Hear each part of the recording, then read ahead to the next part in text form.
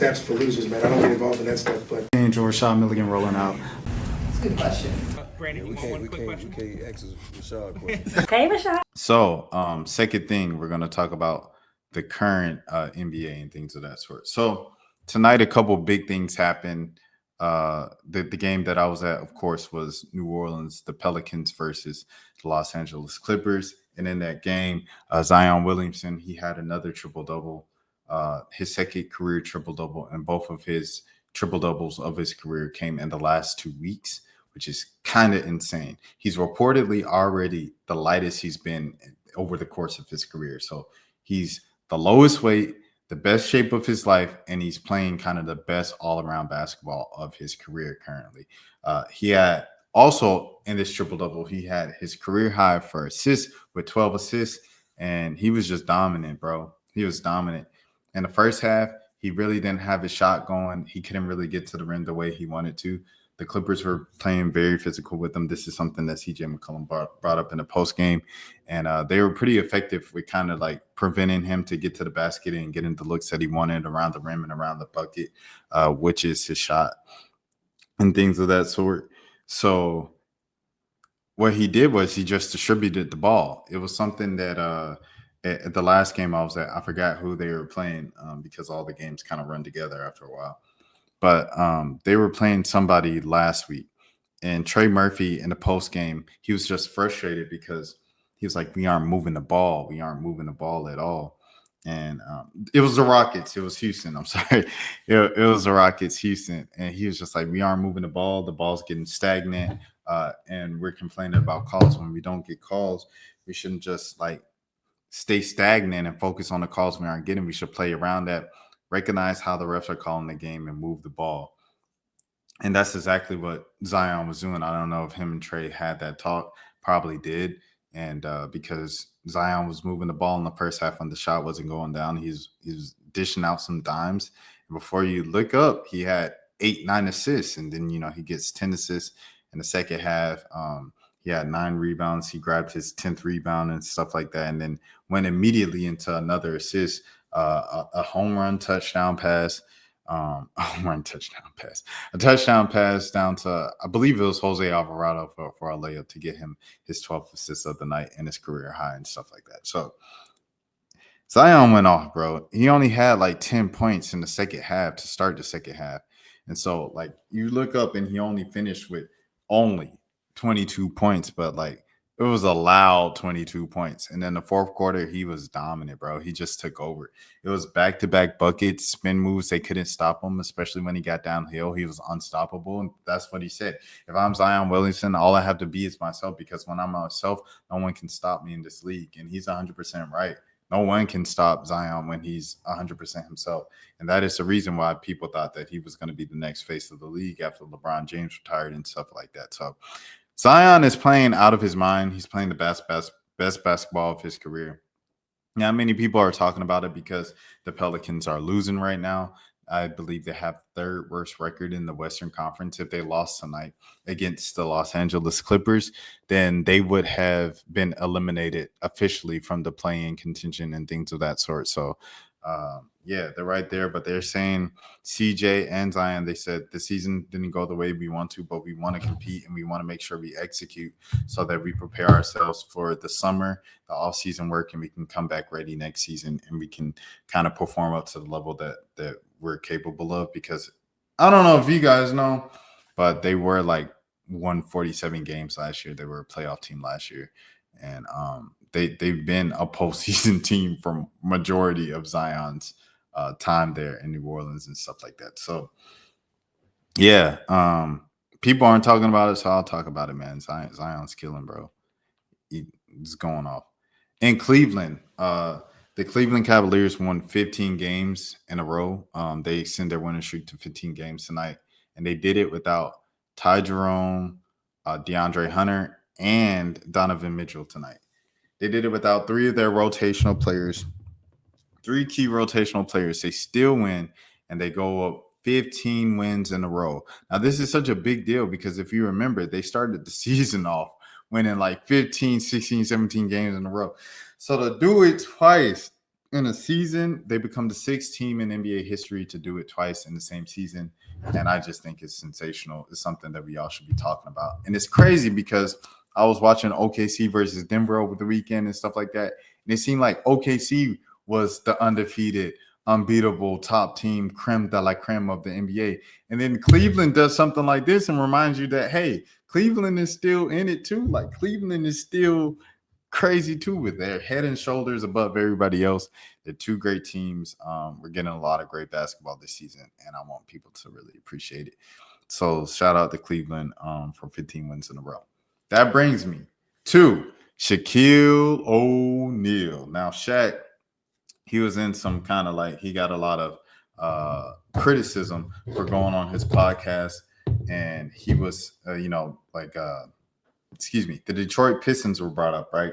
So the Detroit Pistons were brought up, and Shaq was like, oh, that doesn't, impress me at all that the Detroit Pistons are winning games. They aren't like the third seed. They aren't like the fourth seed. It's like, do you have to be, these top four teams? Do you have to be the Boston Celtics, the Milwaukee Bucks? Do you have to be the Cleveland Cavaliers, OKC Thunder, the Lakers to be considered a team that we could talk about and that we care about? And he was essentially like, yes, I don't care about them. And he's like, they're 4 games under 500. He's like, Shaq, they won 6 games in a row. They're actually 5 games over 500.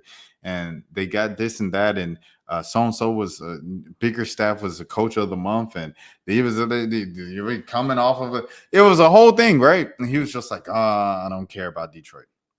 So they bring it up again tonight on TNT. And he goes, what does he say?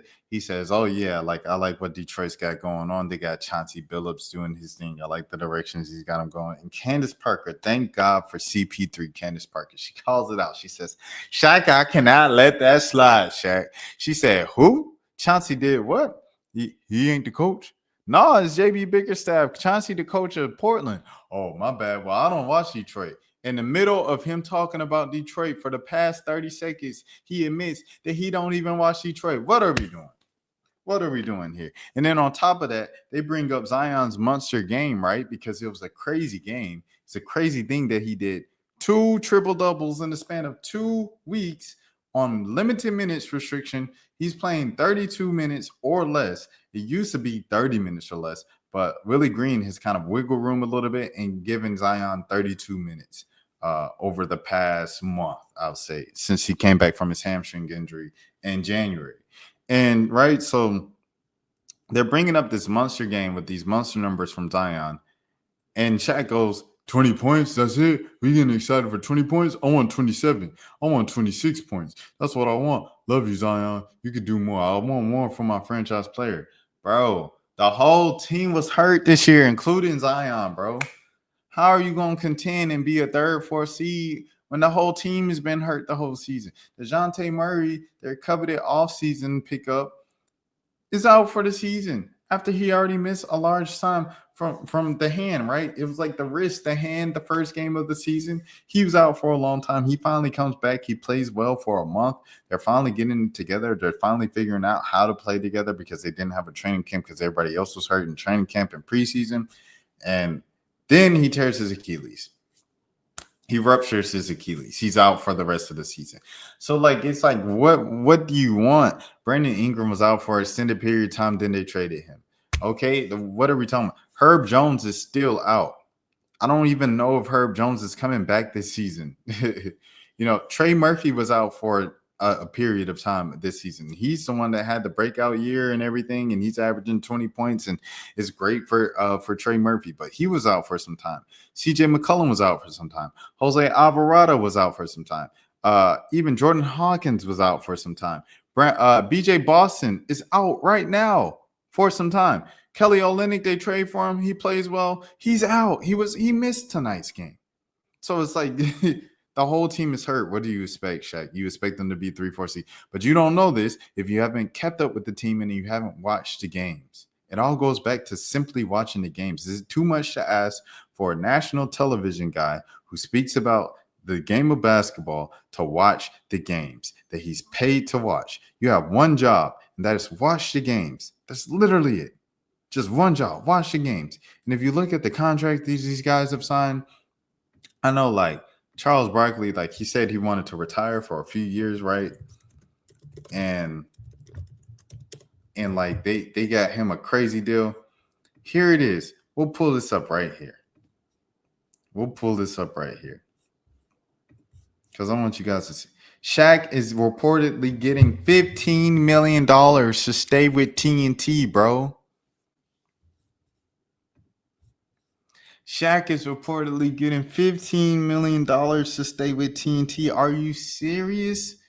$15 million and he doesn't even know the name of the Detroit Pistons coach? $15 million and he doesn't even realize that the New Orleans Pelicans haven't had a squad all season, including Zion. And in the games he's played in, they probably had a winning record. I know recently they won most of the games that they played since Zion's been back and been playing more minutes and everything like that, right? Are you serious? $15 million and he doesn't even know what's going on that he's talking about. This is crazy. This is asinine.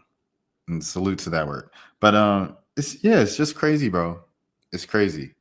Yeah, because you have one job. That's it. Just watch the games.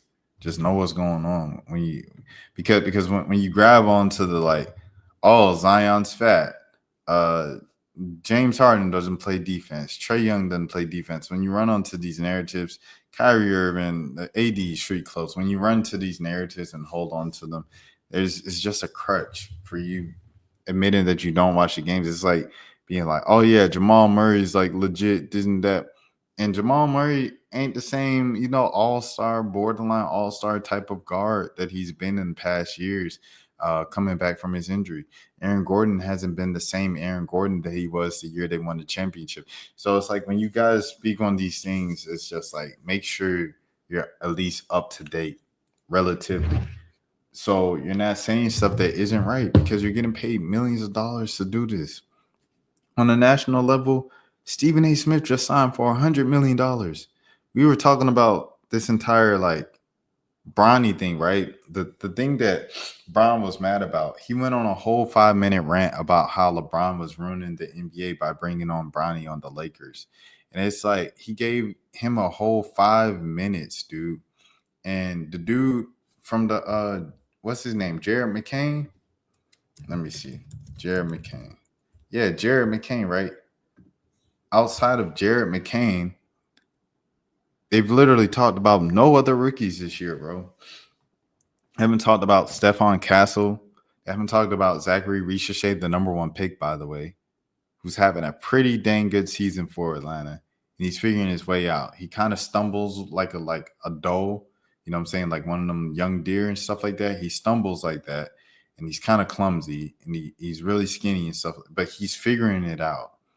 And despite all of that, he can shoot the lights out the gym.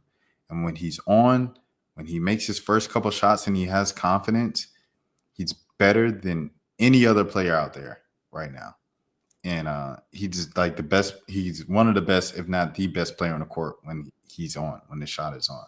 So it's just like nobody's talking about that. He's the number 1 pick. None these shows, more specifically, First Take, has not discussed any other rookie outside of Jared McCain and Bronny James this season. The 55th pick, and Jared McCain was like a late first-round pick, bro. They haven't discussed Missy over there with New Orleans. They haven't discussed Alex Sarr. They haven't discussed any. I don't even know if they know who Alex Sarr is. So it's just like you get paid $100 million and you talk about every other rookie instead of the actual rookies just playing well. You get paid $100 million and you don't even know the name of the head coach of the Detroit Pistons. You get $100 million and you don't even realize that the Pelicans, not because of talent and lack of showing up, but just the fact that the team was injured, the entire roster was injured, unprecedented amount of injuries. It's kind of like them in Philly. It's just crazy injuries this season. And you get paid $100 million and you're still making fat jokes about Zion from like 2-3 years ago. when he's at the lightest weight he's been his entire career. I don't know. It doesn't make sense to me. I think it's whack. I think it's lazy. And I think we should continue calling out this stuff. You're never going to know everything, right? Because we're not God, right? We don't know everything. Like Charles Barkley says, I don't agree with the idea of experts. We're just humans. We're not God. So we aren't experts. But if you get paid to know at least a little something about something, just do a little research before you go and speak about it. It doesn't take much to just, I don't know, just kind of check the box scores from the night before. It doesn't take much to kind of keep up. Like, I think your phones make it easier than ever to keep up with what's going on around the league. You'll catch some headlines. You'll catch some, oh, let me look into this. Let me see what this is going. Let me see what it is going. It doesn't take much. So, yeah, that's all. Continuing to demand better from these people, because if you don't, they're going to continue to get paid more and just continue and complaining on death ears. You know what I'm saying? Because people are like, look at the ratings. So yeah, there's that. That's for losers, man. I don't get involved in that stuff, but. Angel Rashad Milligan rolling out. That's a good question. We can't ask Rashad a question. Hey, Rashad.